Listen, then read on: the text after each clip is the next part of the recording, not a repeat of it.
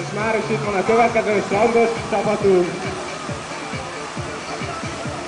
A fiúk kicsit Hawaii feelingben élnek. Az első versenyző nagyon feszít, nagyon fantasztikus. A második versenyző labdával nagyon jól elfoglalja magát.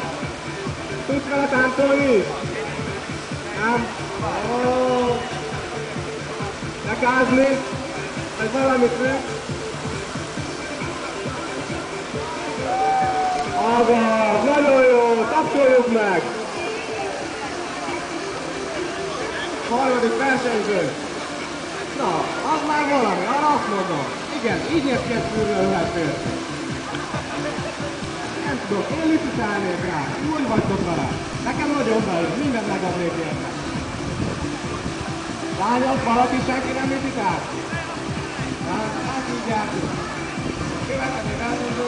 Hát nem csak áldogálni kell, azaz, fekünk, mutasd túl. Fordítani, mert csak névről ismerek, hogy én tudsz járni. De, jó. Következő versenyző. Te két baseball sapkával nyomod?